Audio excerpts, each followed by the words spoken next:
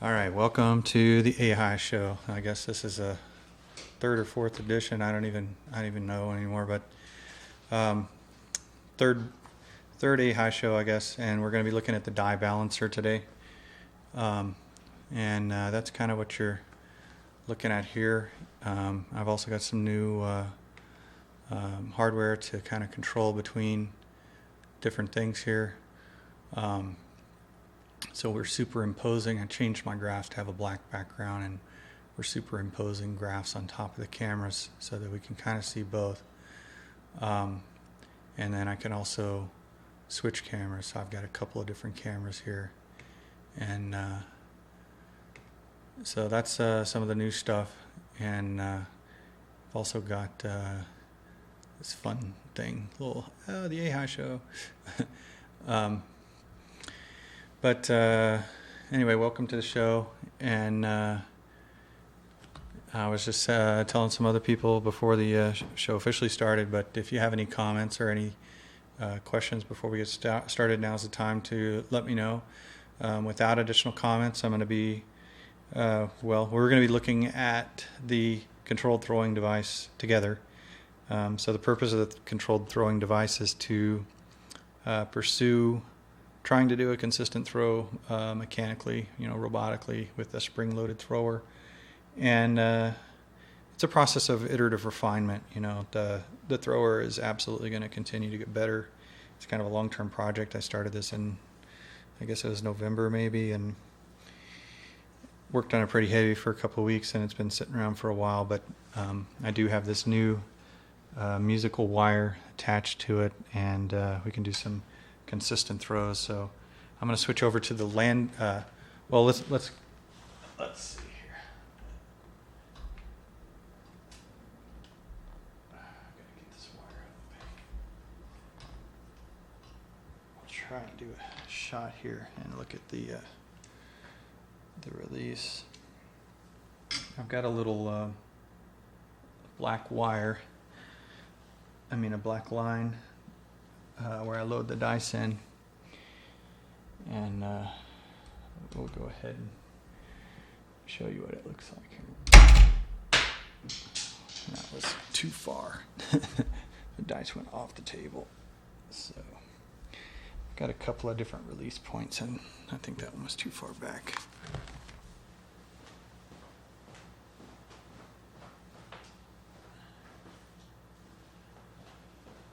I'm going to start at the slow motion. We're going to get some slow-mo here. Okay. So yeah, the resolution is quite a bit reduced, so I'm going to kind of zoom in here. I really want to see what it looks like when it releases the dice. So let's go ahead and start recording.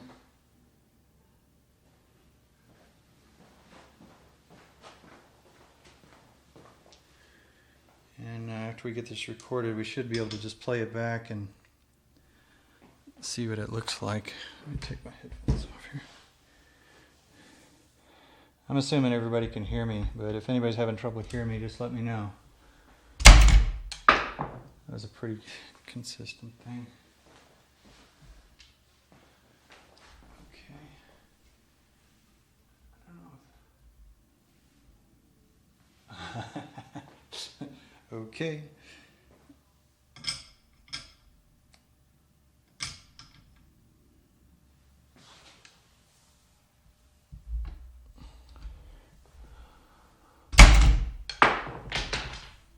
All right. So let's see if we can look at that.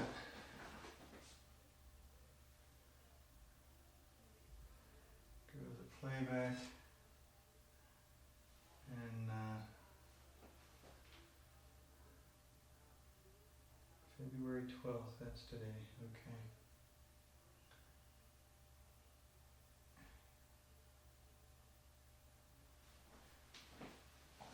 So I'm just gonna let this play back a little bit.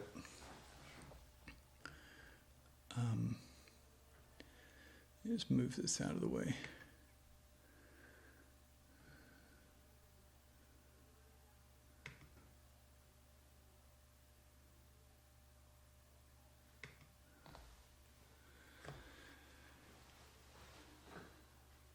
too sensitive.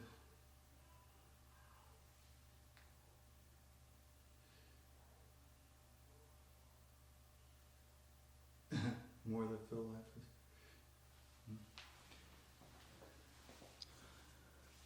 laughs. That's super slow-mo. So I'm not doing editing here, so we're just kind of watching it in real time because the Casio's actually got a pretty decent interface, and we'll do some stuff with the Casio camera too, but we're just going to go look at this at real time for now, and appreciate everybody's patience. But pretty much what I'm expecting to see, and I'm going to talk through this as we're looking at it, but what I'm expecting to see is basically that, let's make this a little bit clearer, hopefully. I'm expecting to see that when this thing gets released, it's not very smooth because these things are just like sliding off the tray. I really need some kind of a grabbing device to release the dice a little bit more precisely. Yeah, it's really hard to see exactly what happened there. It still happens so fast. I need like 1,000 frames per second. That's crazy.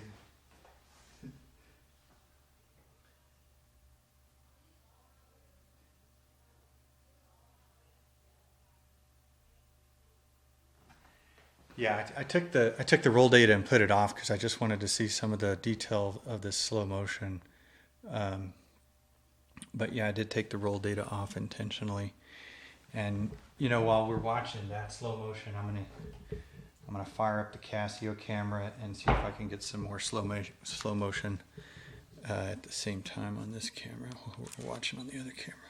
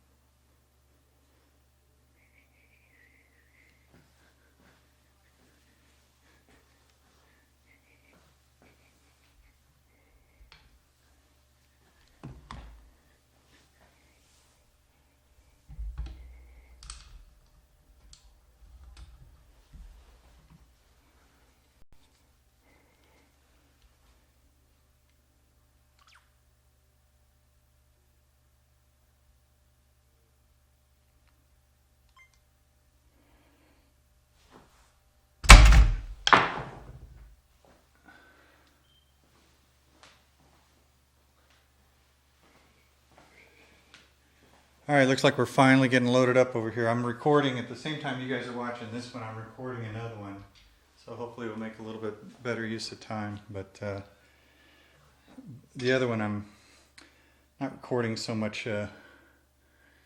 Yeah, I'm not sure what you could tell from that. But let's bring the other camera back up and we'll look at some more stuff. Oh, where's my freaking mouse? Oh.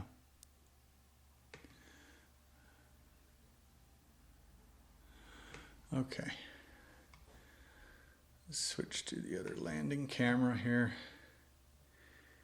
And I'm just going to do a couple of throws with the landing camera just to look at where they're landing. And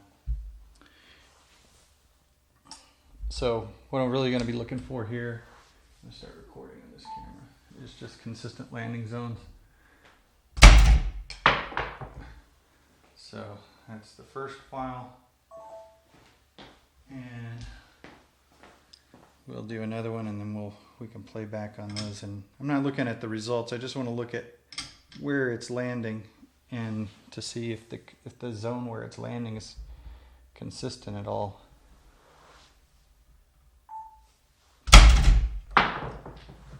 Okay, so that was 2 consecutive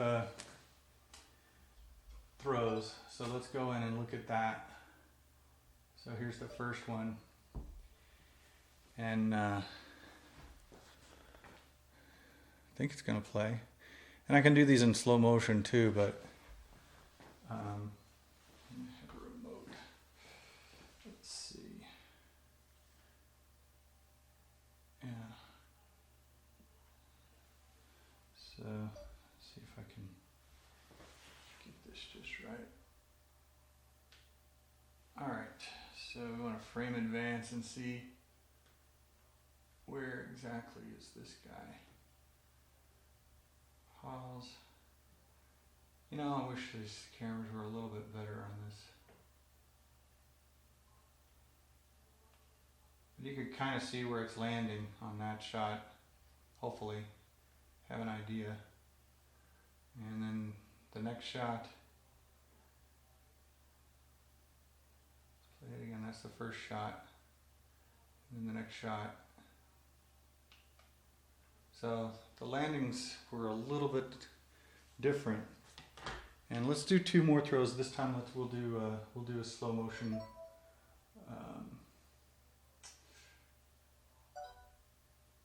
Let's see.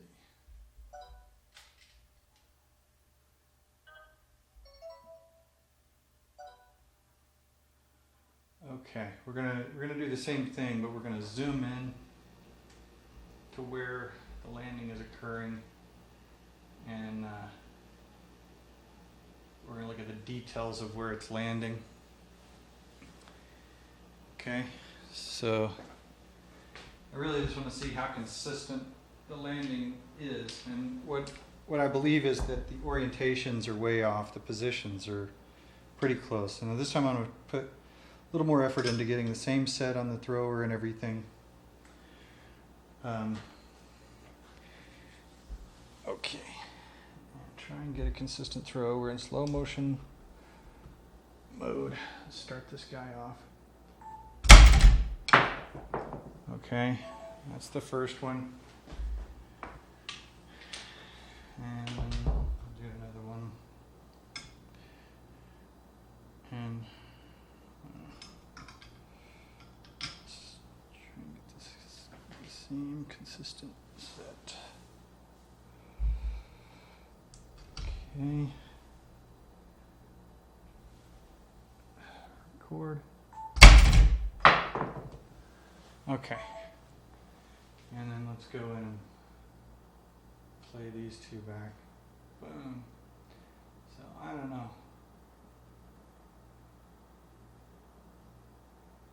So I'm going back into the playback menu here now. We're going to look at these 2 slow motion results, and hopefully they're moving slowly enough we can kind of pause and look at the details of exactly where they're landing. Okay. Come on. Alright. You know what? I really have a hard time with this thing. You know, this is really where the Casio camera's a lot better with the frame advance and everything. Boom, okay. Because this Sony camera does not like to cooperate with... Yeah. You know what, let's... I guess the best we can really hope for is just kind of... This is so annoying. Okay, there. And then the next one, we'll just watch them in real time because the frame advance and everything. And I can do this on the Casio camera is so much better at this. So, you know, the landing zones, I can't even tell, honestly, how similar the landing zones are. Hello, Kobe. Let's see, aces and eights, what's up? Yeah, the velocity of the arm, surprising. Yeah, the arm velocity is pretty crazy, all right. So, you know, I would like to get some feedback from you guys in terms of so far. So, what we've looked at so far, we've looked at some slow motion results on the JVC camera, some slow motion results on the Sony camera. The other camera that I have is this camera right here. The Sony camera, and this guy's actually one of the better cameras. They don't even sell these in the stores here in the States, but this Sony camera's, this Casio camera rather, is pretty decent. So I think I may. We're still on playback mode on that camera. We could play around a little bit with the. I want to get some feedback from you guys, but we could play around with more slow motion on the Casio camera and look at frame advance and everything, or we could do a roll recording session and look at the charts and graphs interactive with real rolls. Now, in terms of charts and graphs interactive, we could do either real rolls or we could do the throwing device. The throwing device is actually going to be a little bit slower than my throws because it takes a while for me to set up. But I just want to get direction from you guys. So if everybody can just kind of take a vote, would you rather see charts and graphs with real throws or charts and graphs with the throwing device? And I'm going to take like a 30-second break while I kind of look at responses here.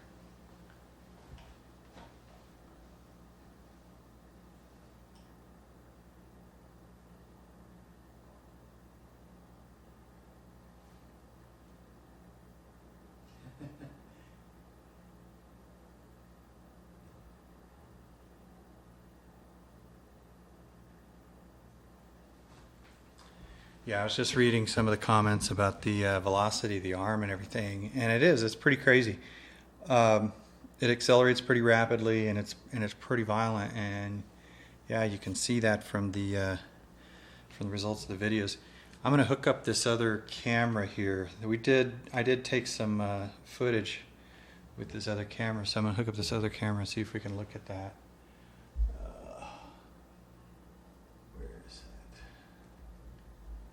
I got so many wires over here.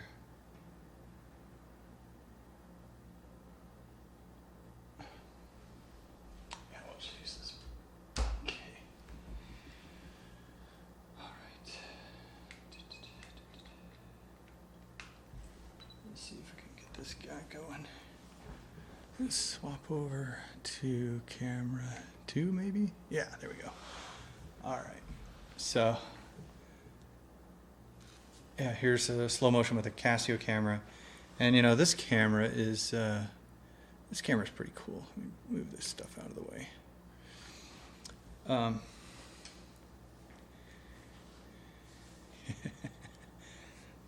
The really nice thing about this Casio camera, though, and especially in contrast with the Sony camera, is that whenever you're in the playback mode, you really can do frame by frame analysis. So I was trying to do this with the Sony camera, and it just sucks. And here, I can just directly from the camera, I'm just pushing a button to go between these. So you can see, the dice kind of lift off so they're already off at that point. So, this camera is just so much better for this kind of thing because you really can. And I'm just holding it down there, right? And I'm trying to follow it. So, and if you compare this with what I was trying to do with that Sony, the Sony is just impossible. Technically, you get the slow motion results. The resolution isn't as good as this camera.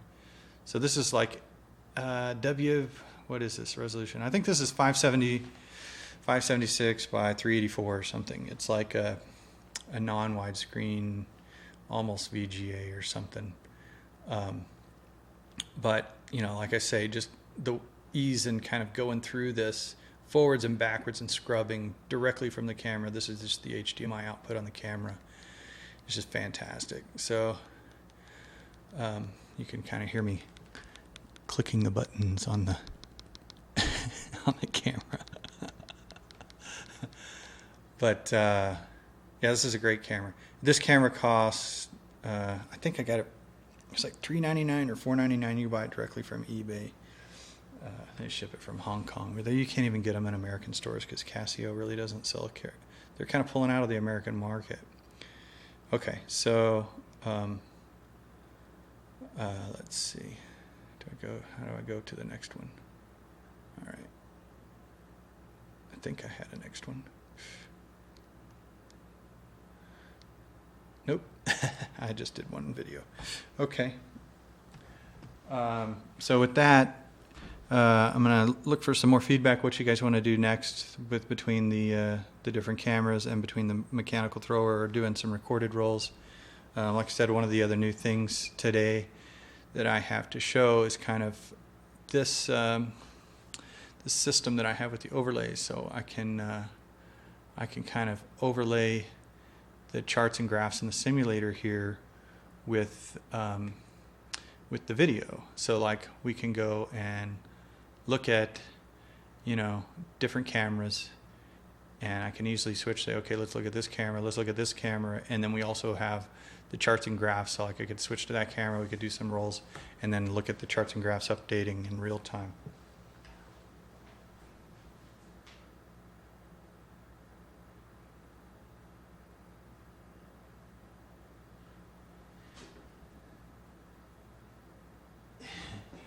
All right, so I was just reading the comments, and I saw Alan Mendelssohn's comment that it's not going to prove anything. And, you know, I generally agree that the thrower right now is still pretty violent, and I need to work on a smoother release, that the release is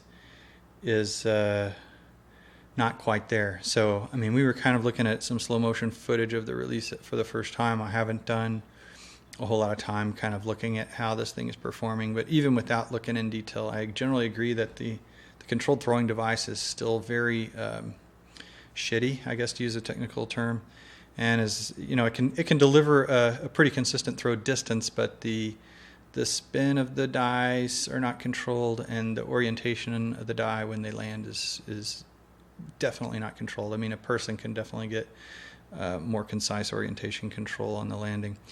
Another thing that I would like to show you that I got recently, it's kind of interesting, is I've got this I've got this sound trigger that can trigger this flash, and so I'm just going to show you this. This is a flash that I just got, and it's got this wire on it. I haven't tried this yet. It just came in the other day.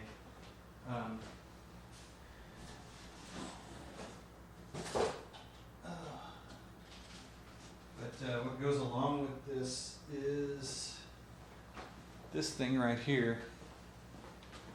And what this does is basically, this is a device that kind of listens for a sound, and when it hears a sound, it sends a signal to the flash to go off.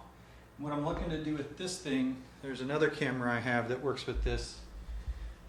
But what I'm looking to do with this thing is to use all of this stuff together and get a flash to go off exactly when the dice hit the table.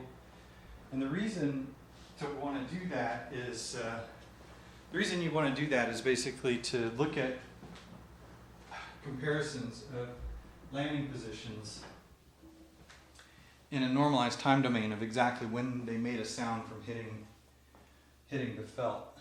So I haven't tried this yet, so that's part of the thing with the show. We're experimenting together. All this stuff kind of takes a little bit of time, but if this works, we'll be looking at it for the first time together. I'll plug this guy in. I've used this thing for I've used this before just to drive the camera directly, but I haven't used it to drive a flash. So the flash is charging up, and we got a little mount on the tripod.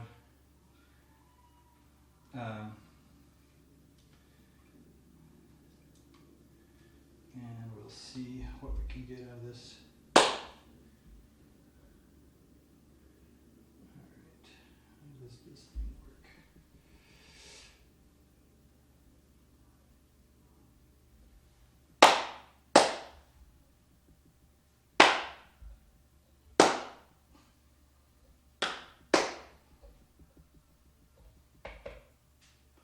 It did work. It's too sensitive. All right, awesome.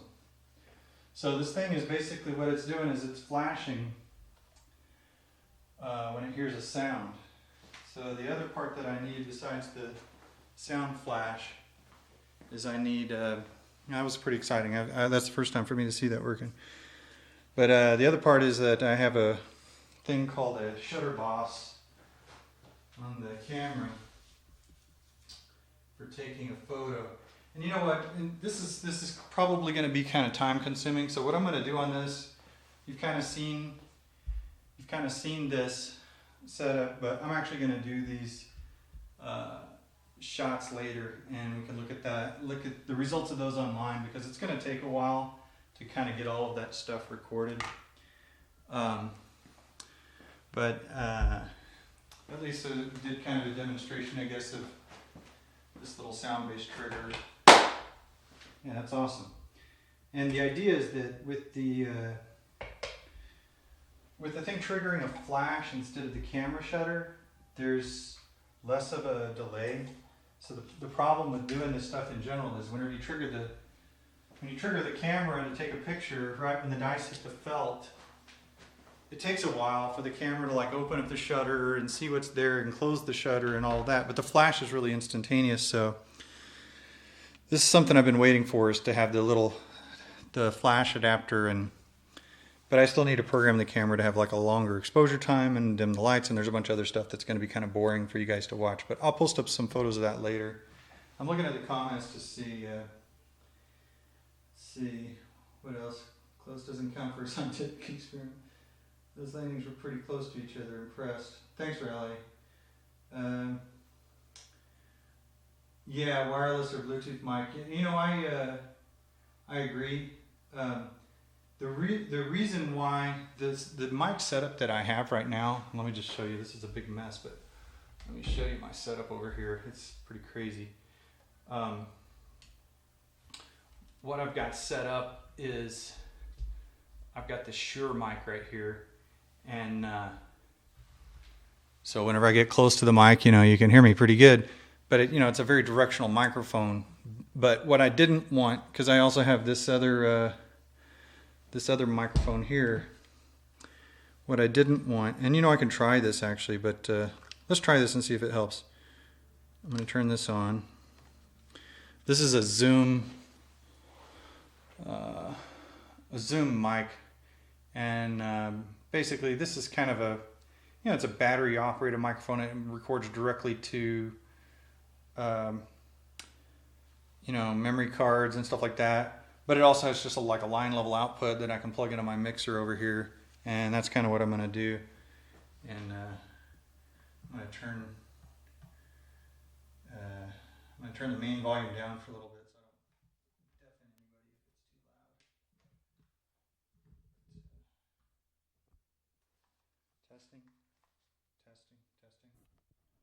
if it's too loud. Testing. Okay, I'm going to turn down that one, turn this one up. Okay.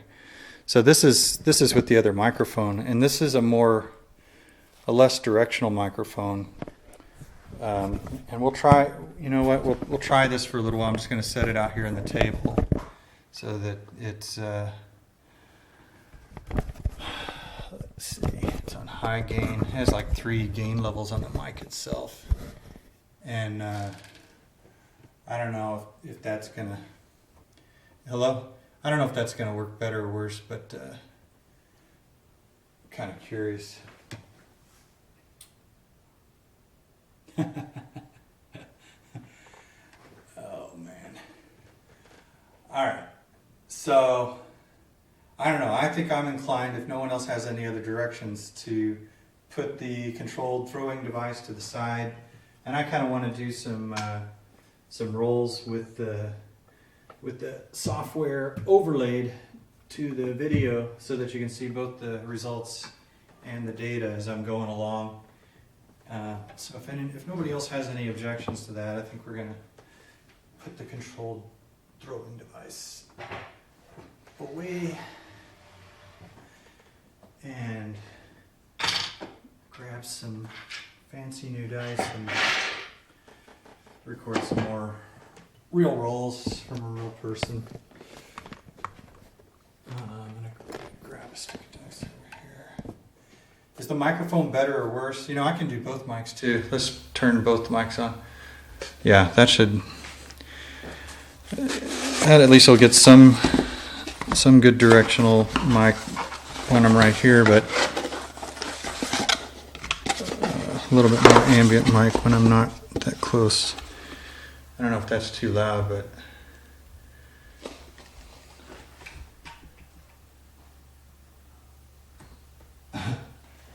just a second.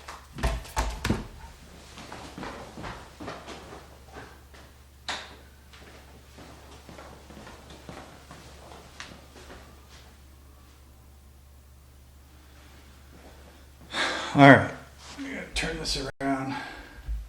We're gonna do some rolls, guys. Enough of this. Show you this, show you that.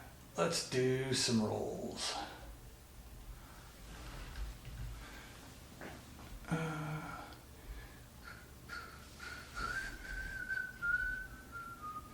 And you know, I'm not doing the music this time around. I listened to some of those recordings and the music was kind of annoying, I guess.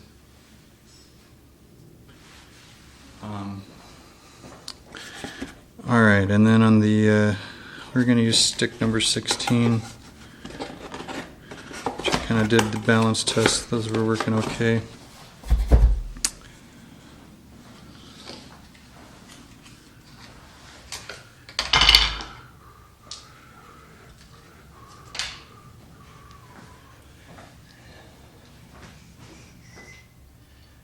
All right, so if everybody can hear me and you can kind of see the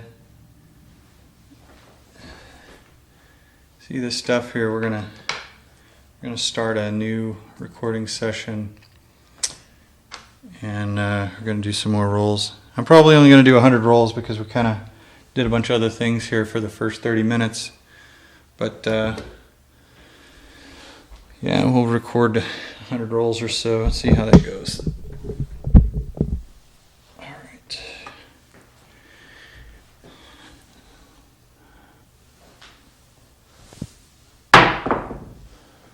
Aces.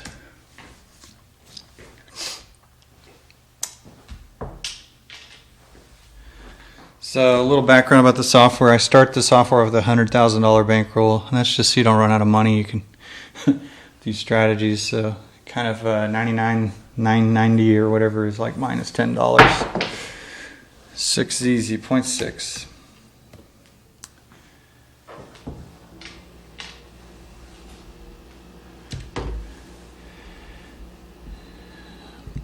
I'll move this microphone away a little bit.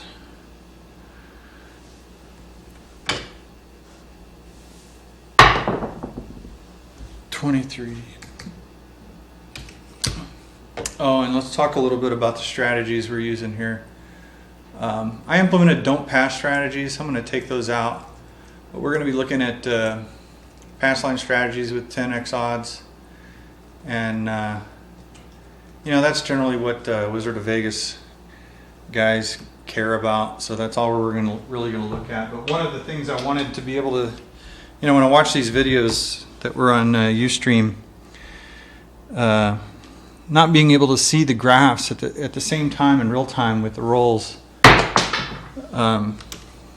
That's a really cool part whenever I'm using the software at home. It's a really cool part of the software is to see the interactive nature of it, that as I'm rolling, I'm getting kind of a picture develops of what kind of outcomes. You kind of do these things in your head when you're in the casino, but it's kind of cool to see a piece of software model the results for you as you're going along. 6-2.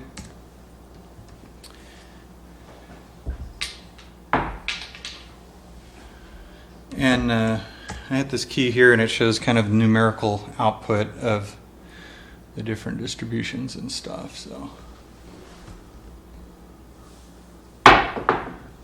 954.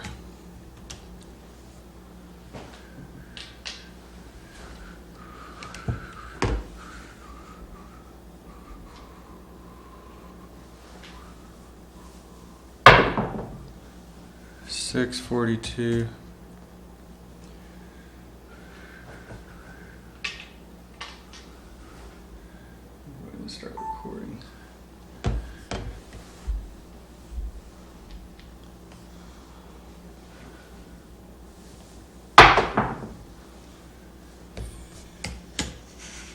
5-2.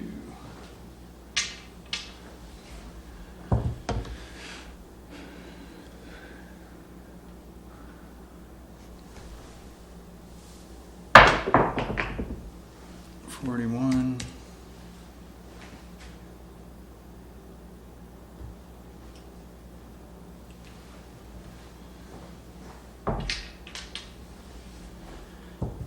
So I'm going to be checking comments here just to see if everything's coming out okay. 12. So one thing you'll notice, the 12, the aces, the high-low, we've rolled one each of those, but those look the biggest, and the reason why is because all the pairs when I roll them kind of get reported twice because they only occur one. You know, there's two ways to make an on pair and one way to make a pair. So it says there's two aces and two boxcars, but there's really only one because they're pairs. The reason why is because I'm just looking for kind of difference from a flat line across in that histogram. 64. I'm going to try and just focus on doing some good rolls. That one bad number I had, here we go. 963.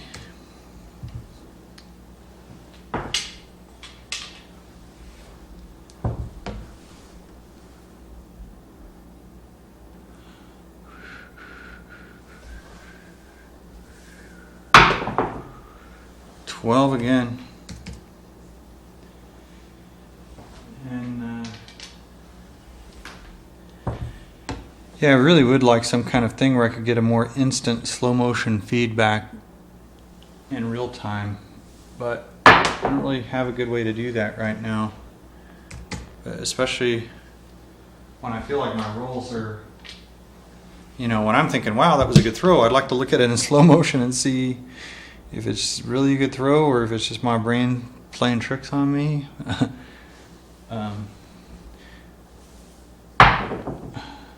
42. And the charts, as you're watching these charts being drawn out, represent the money on the rail. So there's money on the felt right now. You know, it looks like we're down $300, but I've only rolled 1-7, so that's just representing that there's money on the felt. It's not necessarily lost. Aces. It's a lot of high lows.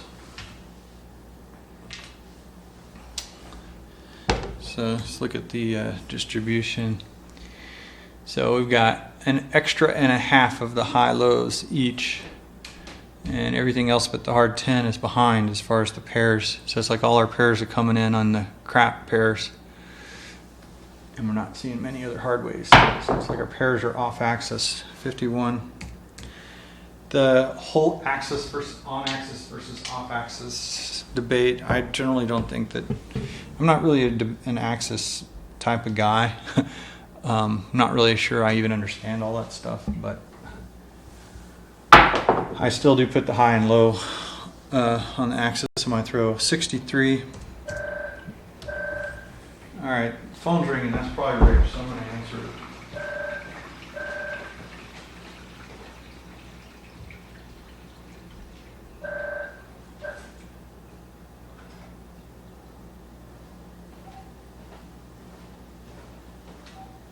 Well, I don't know who that was, but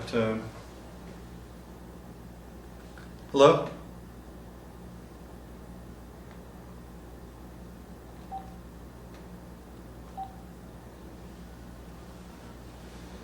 Yeah, sounds like a telemarketer. Anyway, did I record that? 63. Okay, let's see what rolls I put in there. Yeah, I recorded the 63. Okay. Sorry about the interruption.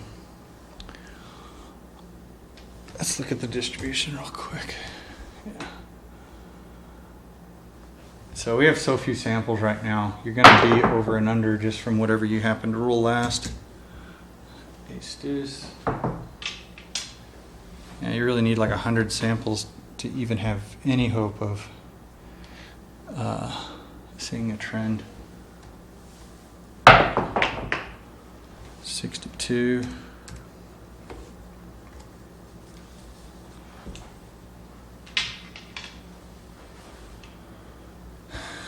We got a good ratio of sevens. So far we've got 5.26%. Right, 62 again.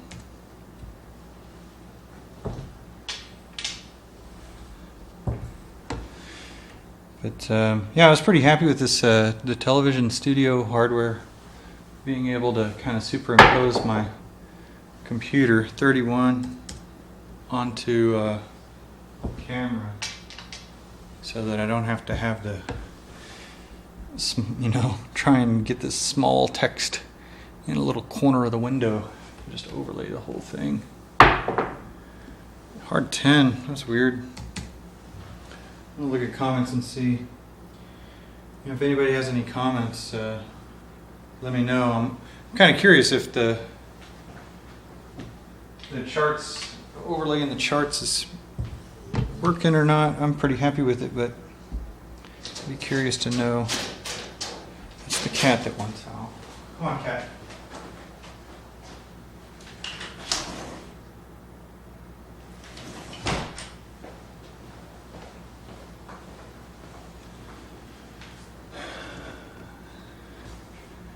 Yeah, and I don't know why it does this. I'm gonna have to look that up. But every now and then, I'm just going to close this up. I can always rerun the software, but I'm just going to close it up so it doesn't pop up like that. All right. So we recorded that last roll, which was a hard 10. And currently that's our heaviest hard way. We don't have any hard 4, hard 6, or hard 8s at all yet. Nice to get one of those. 31.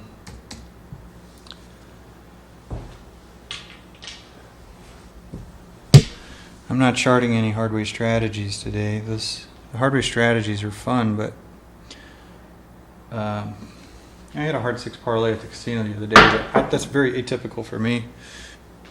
I don't do hardway bets very often in the casino. But I do like rolling hardways. But yeah, I hit a hard 6 parlay. I think it was the day before yesterday. 43. Okay. So we just got a 7. Let's look at our 7 ratios. So we're at 8% sevens right now. And let's see how many rolls we're at. We're at 25 rolls with 2 sevens. Okay.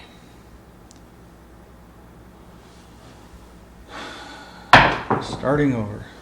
62.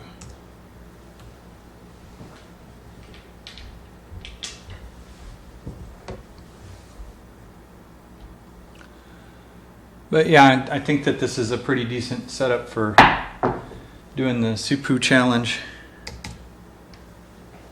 to be able to monitor, and I can modify the software to have a better feedback on the 7 to rolls ratio as we're going along. I'm going to try and focus on my rolls here. 63.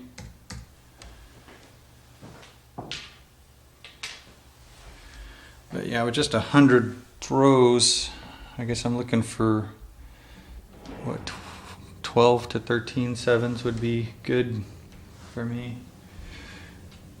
Oh, that's not good. That's not good.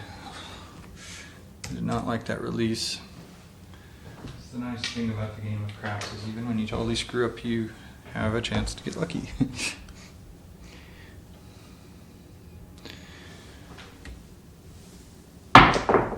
Okay, 9. So, I think luck, on the subject of luck versus skill, I think that it's pretty conceivable that the majority of your throws, even when you're throwing with great intention, are just random, completely random. In other words, the majority, more than half of your throws, you're not going to be successful in imparting randomness. But for the throws where you have a non-random throw, that non-random outcome for that one throw, if you can accomplish a single non-random outcome, the question is how many of those non-random throws do you need to stick into your data for this theory of control to work? And I think that, the way the game of craps works, when you're in the come-out roll, it's almost like you're, if you have a non-random throw on the come-out, most people, their action level changes in the come-out roll. They have everything turned off. You screw up and you roll 7, it's not that big of a deal. You lose your working bets. But when you really don't want the 7s is when you have everything loaded up. And so you have an implicit betting strategy where the betting strategy is effectively random. And depending on the sequence of throws, you have more or less action. So you have a random amount of action. So if you work in the come out, I just recently added this to my software. Let's go ahead and do that. I rolled a couple of 7s on the come out, which didn't hurt as much, but we are working the come out. So this right here, this W, that means work the come out. So this 1P is pass line. That's pass line plus 1 come bet, all the way up to 6 points. So this actually does finally not make a come bet when there's already a come bet on every number. And I was thinking about changing that as a special case. When you have a 6-point thing, you bet a come bet anytime it's not the come out roll. You're looking for the off and on every time, basically. But currently it doesn't do a come bet if it's already got 6 come bets traveled or 5 come bets traveled in a pass line. But we are working the come out right now with these strategies, which that is the Wizard of Odds way of doing things. So it's not modal, basically. Well, it is modal, but it's not as modal in terms of not working the come out. Okay, focus on the rolls. 42. And Teddy brought his friend up, and from $300 he went to $4,400 on one of my rolls where I think I rolled about 30 with no 7, and he was just pressing like crazy, working to come out, and it went his way. There's a hard 6 finally. So the hard 6 is basically right on target, which means we're at about 36 rolls. And we've had one hard 6. So we should have a hard 4 and a hard 6 somewhere in the first 36 rolls. Or at least it wouldn't be unusual. 52. All right. What does our 7 ratio look like now? 15.38. So that's about normal. So I was off to a good start, but got pretty close to my normal by now. We've got 36 rolls, so 853. And working the come out strategies here. They're about break even. Some are winning and some are losing.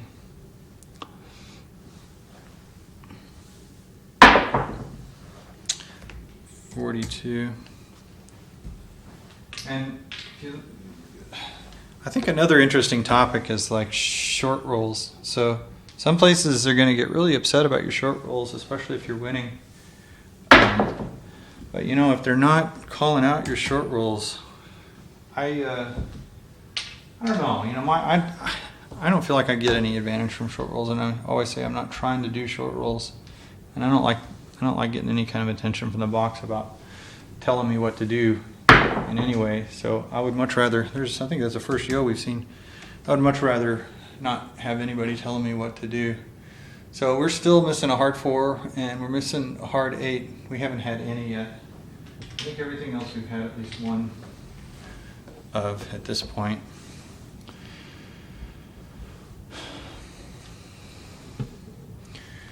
And we've got more 6 faces than any other face right now. 10, 64. I'm gonna look at the comments real quick. Not much on the comments.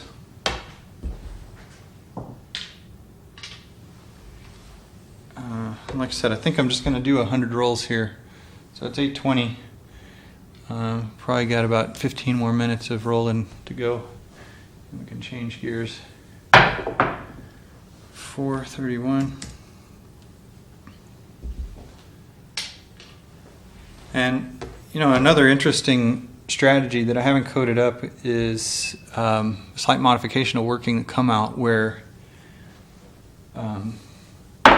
you do like a 300 across anytime you roll. Okay, 54. Anytime you roll a 7, so that you always have the same amount of action. So if you just like lost all your odds bets, instead of just having $5 on the line, work $300 worth of bets, $50 on each number, and just you're going to get charged the edge on those bets. But even though the edge is higher, you have like a consistent amount of volatility, instead of having huge volatility at some moments and terrible volatility at other moments. And I think that may end up being a good strategy, especially for, I generally don't roll the dice differently on the come out roll, and I prefer that I not be having to think about anything besides trying to just do the same thing over and over. 43. Wow, that sucked. So I'm not doing really any better or worse, I think. 14.29 is my ratio of sevens right now. And we're just kind of breaking even. Nothing super special here. Terrible. Die down.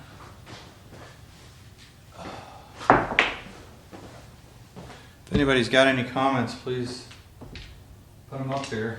We can, so I'm probably going to roll another 10 more minutes here, and we can change gears and do something else. 32.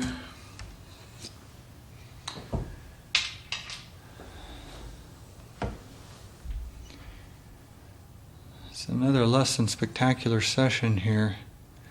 Losing $100. I like that roll. Ace deuce. Oh well. Yeah, and I really wish I had somebody here to do some slow motion and kind of review and stuff. It's just really difficult to do everything here by myself.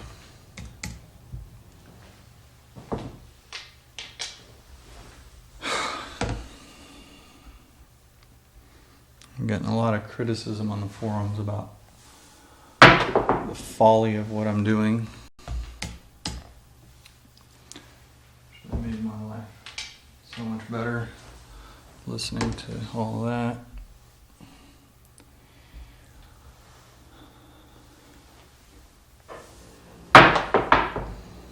Yo, 11. So I don't know, I'm really shy on 8s, heavy on 6s. And I think we've still not seen any hard 8s yet. Have we seen a hard 6? Yeah. I think, yeah. One hard 6.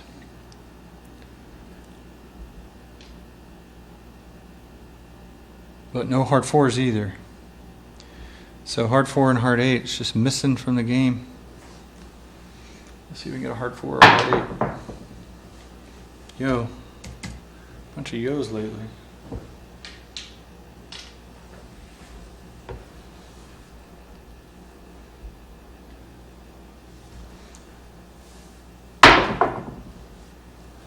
$53.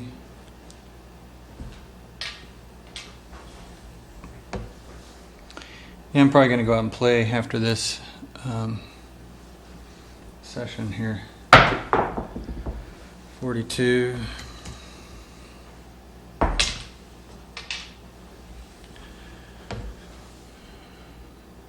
I think there's somebody in town that said they were playing somewhere around here. So see if maybe meeting up with somebody. 12.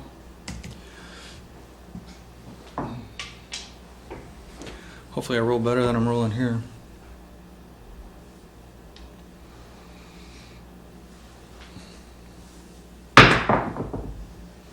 Five. How many rolls are we at? Said I was going to do 100 rolls. I'm at 59 rolls, so I got 40 more to go. 41 more rolls. And 13.567s.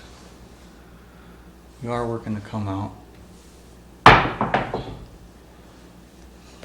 6-1.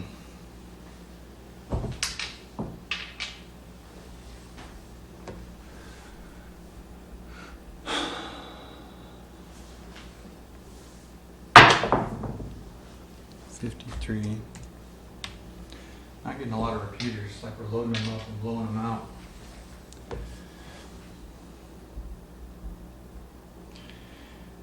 And that's where I think it's interesting, you know, looking at the 7 ratio here. 7 ratio is not horrible, but we're still losing money because we're not repeating any numbers, or not repeating enough numbers in between the 7s. And that's why I mentioned, you know, if you're just looking at the measure of success for the ratio of 7s, it's entirely possible to have a really small ratio of 7s, but you're not repeating enough numbers. If you just hit the majority of your box numbers once and do max odds, especially like if you're on a 10x table, it kills you. That's kind of what just happened there again.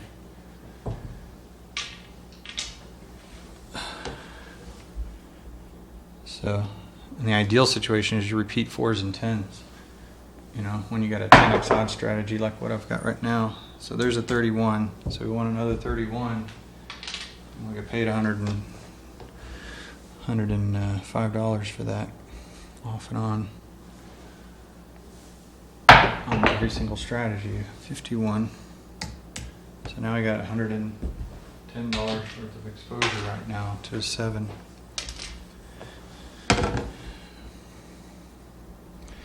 So it may seem ironic, but if you had $300 worth of exposure on every 7, but you get paid on every other, see, we're not getting paid for that, it's a 5, but since we haven't had a 5 since we had a 7, that just puts money out on the felt instead of paying us. So, I don't know, it's just an interesting idea. If you want to get rid of the luck. So there's a 10, we haven't had a 10 yet, so now we get a 10, we got a 5, we got a 4, we got a 6. Nothing's paid us yet. I'm sure everyone's aware of like the worst case scenario. You read the Wizard of Odds and there you go, 61. That was just horrific. But if we were doing 300 working on the come out place bets, we would have won money because we hit a good number of box numbers once in between those 2 7s. I'll probably code up that strategy and go back and analyze it because, again, when we look at my 7 ratios, 15.94, it's not horrible, but I'm losing really badly.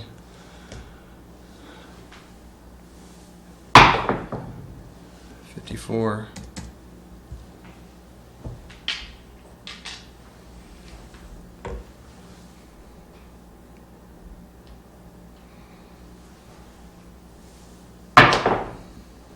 Seven. Now I think I'm doing pretty shitty. So I got more than the expected number of 7s now.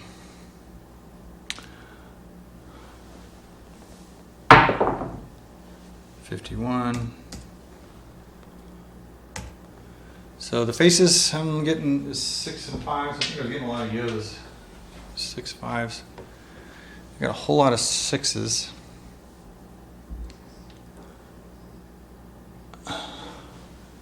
Not enough 8s.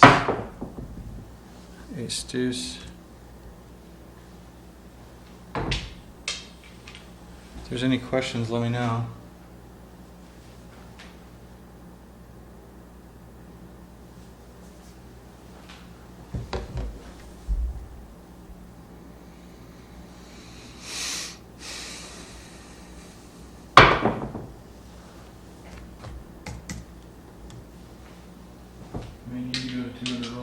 try and pull this one out as it's just going down in flames.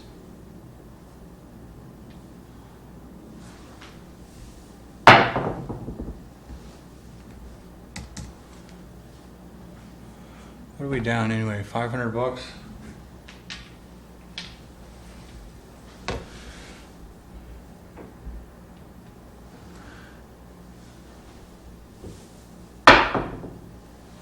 There we go. That was finally a repeater, and I think it's like the first repeater we've seen in a while.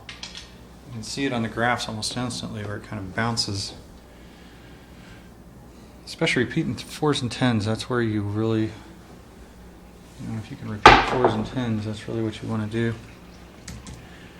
And, I've thought about, one of the things that occurred to me today in terms of what to do with the software is I want to kind of have the software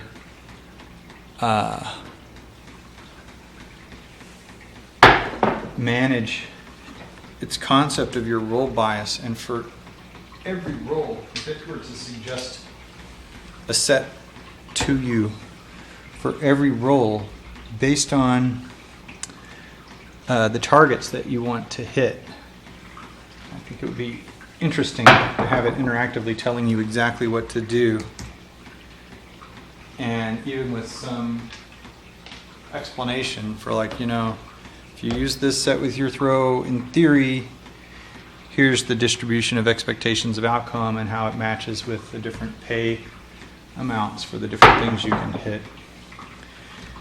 And my thinking is that if you were to do that and just let the computer tell you what to do, at some point, say, use this set because you should be able to roll more 4s with your throw. At some point, you could learn to do that without the computer.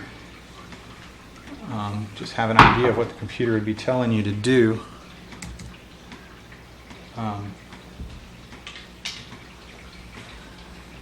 And since if you follow the computer's advice, it would know from the outcome exactly what the roll characteristic was. Like right now, it knows that I was in the 4-2-4-2 set. But if it was telling me what set to use on each roll, and I used the set it told me to use, it would know, the relative outcome of the throw, and could still record the same information as if I was using the same set every time.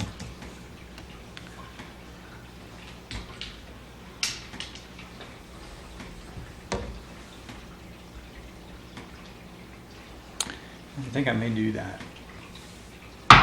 Come on now. The dice hit each other. That's never good.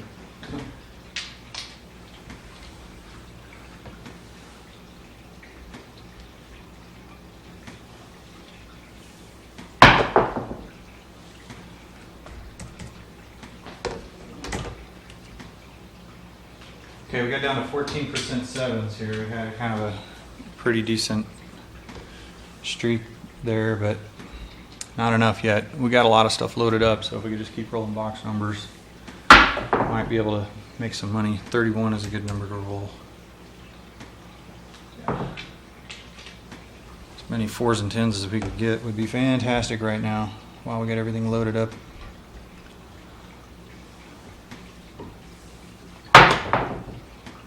Six.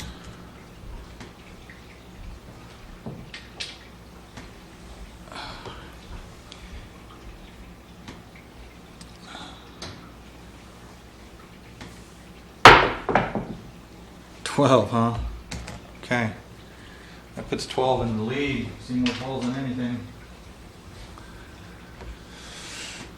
The old house edge roll.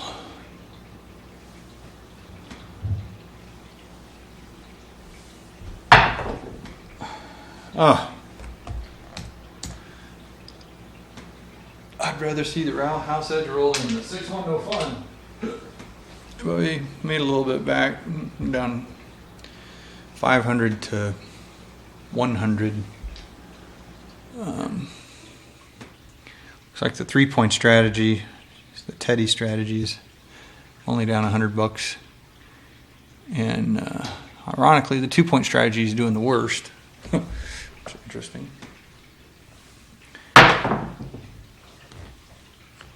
6-3. Normally, the more points you have covered, the worse you're doing when you're losing and the better you're doing when you're winning. Sometimes it doesn't happen. So we gotta load up numbers again. 6-1. Well, at least it happened before we loaded too much up. Alright.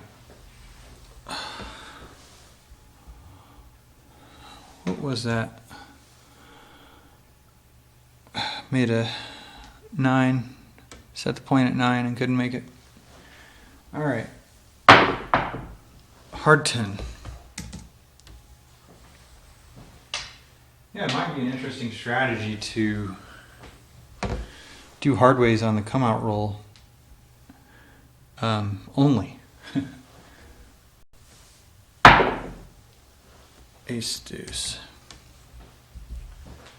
Because normally, you don't have any of your odds bets after you, especially, come out rolls after you 7 out.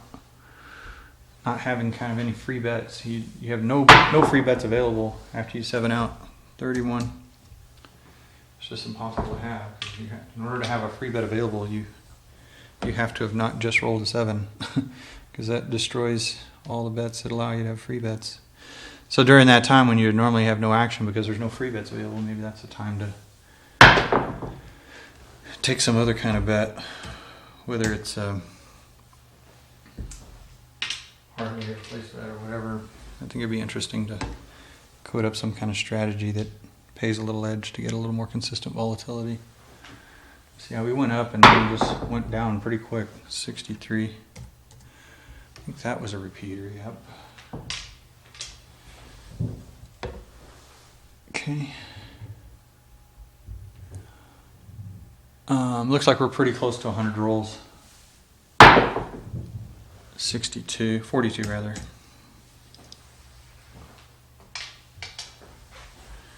And 14.43% sevens, which is actually pretty decent, but we lost money. So I guess I could say great rolling, and we were still unlucky. Volatility still killed us. 53. And I'm going to see how many rolls I have here. I think that was the 98th roll, so we got 2 more rolls to go here. I'll do 2 more rolls and I'll keep rolling until I 7 out, I guess, or make my point or something. 42.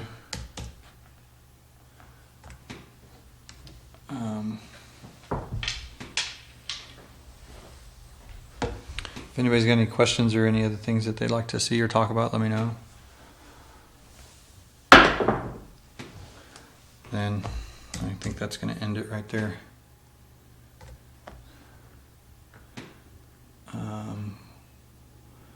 Okay, we're looking at 100 rolls there. Okay, so I'm going to save this.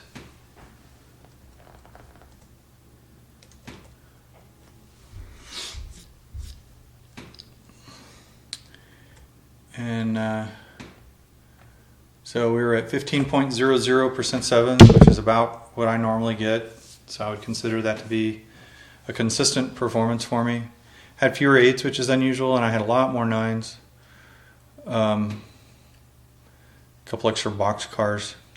So nothing out of the ordinary for my throws. Definitely incompatible with the 10x odds betting strategy. The one that fared the best was the 3-point strategy, and the one that fared the worst was the 2-point strategy, and the single point was kind of a close second place. Didn't lose too badly, but that's it. So hey guys, who's still on here? Tup, you still around? I'd like to get some feedback.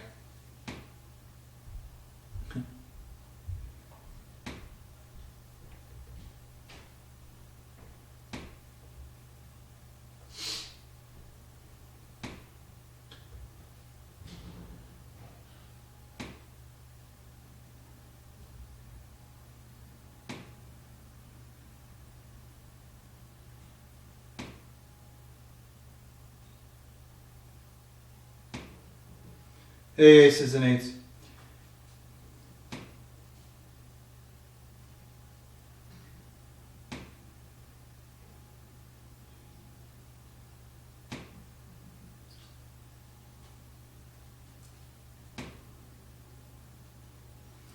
So Alan, the 15.0% sevens is not a sign of a controlled throw. The fact that I've got, let me just load up all of the data for all of my sessions. 1 through 20. Okay, that's going to erase everything, load up everything. Okay. And I'm going to look at the ratios, and it's 15.27, so that's 37 fewer sevens for this many rolls. And also I'm higher on the four face. So I mean, this was one session that I just did. It was 15.0% sevens for this previous session. The session that I did last week was 12.5% sevens, and I had a session before that was not that great in the ratio of sevens, but still for all the rolls all together, 15.27% sevens instead of 16.67. And that's for, I'm going to go up here to 2,652 rolls. So for 2,652 rolls, I have 15.27% sevens. All right, I'll start over, Alan. And I don't know if you can read this, but I'm looking at the output here. 2,652 throws, okay, and 15.27% sevens. And so that's 1.4% fewer rolls that are sevens than should be expected. Okay? So 1.4% as a ratio of 16.67 is almost 10% fewer sevens than expected. Okay? So that means, 1 over 0.16666 is a 6-to-1 ratio. And, I can come up with a number, but, that's the only thing that would kind of,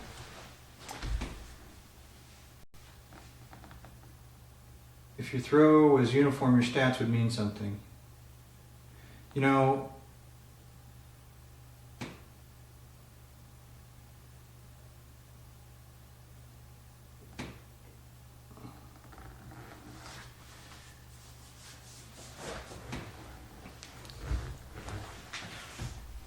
If your throw was uniform, your stats would mean something. Okay, so Alan, your suggestion is that my stats don't mean anything because my throw is not uniform. My throw is not robotic, but it does have consistencies to it that a random throw does not have. And I'm not sure if you understand this, but I'm not suggesting that I'm proving anything with what I'm doing. All I'm doing is providing evidence that suggests that it might be possible. And the 9 hard ways in 10 throws was a similar kind of thing. And when I was recording that, I verbalized that this is the kind of stuff that makes you wonder. So if you're interpreting my presentation as a proof, that's not the presentation that I'm making. This is not, hey, here's my proof that dice control is possible. What this is a demonstration of evidence that might support the idea that dice control is possible, but not prove it. So you and other people have made comments about the way that you see the dice bouncing and suggested that you can tell from the way that the dice are bouncing or how that they are landing that you are certain that I am not demonstrating anything. And I respectfully disagree with that. And I'm not saying that you're wrong. But I am saying that you don't have enough evidence to come to that conclusion. The statistics are more meaningful than the just characterization that you're making about the way that the dice bounce, or that anyone else makes, because the details of how the bouncing is occurring, and as those details relate to the left die versus the right die, you can't tell at full speed. You can't tell on video. There's too much going on there for you to tell, and you really are going to have to look at slow motion video just to even have a clue. And it's very laborious to look at the slow motion video, and I don't think enough people have done it to see anything. And then the other thing is you may have absolutely nothing in 30 out of 32 rolls, and then you have something in 2 out of 32 rolls or whatever. So if you look at the 30 rolls and you say there's nothing here, that doesn't mean that there's nothing in the other 2 rolls out of that sample. And when you're looking at sample sizes of 2,400 samples or whatever, 1 out of 30 samples, you're kind of searching for needles in a haystack, just looking for something that has bias. And seeing a roll that doesn't have bias doesn't mean that there aren't other rolls that do have bias. So to make a longer story short, you can't just look at a die bouncing and say your throw is not controlled. You're not proving anything, because I only have to control 1 out of 30, maybe even fewer than that have enough control to give me a desirable result for this to be conceivably possible. So I think there's a lot of people that don't spend the time to think about all of those details, and I understand looking at them and say, wow, that looks like random bouncing. This proves nothing. Join the club. There's plenty of other people who say the same thing. Slow motion vids. Yeah, and the slow motion vids the slow motion, like I said, is very labor intensive to do slow motion stuff. And we did a couple things at the beginning of the show and it went pretty slow. I'll probably be doing some more slow motion stuff and share the results. And probably what I'll do is I'll capture some slow motion stuff outside of the show and just do the playbacks during the show. That kind of stuff makes more sense for YouTube and things. But really, one of the things that makes sense for this show is the interactive demonstration, where I'm actually performing live and you can see the results of the performance. You can see the graphs being updated live. And, that's probably the biggest unique feature of this show, is the idea that you can have a live broadcast and perform live, where you're interacting with people as things are going on. So I'll show you around a little bit, some of the hardware for the people that are still hanging around. It's kind of interesting, but at least interesting to me. But this is the hardware that takes in all of the all these video signals and everything, and does these overlays and stuff. So you're kind of looking at the results of this thing working. But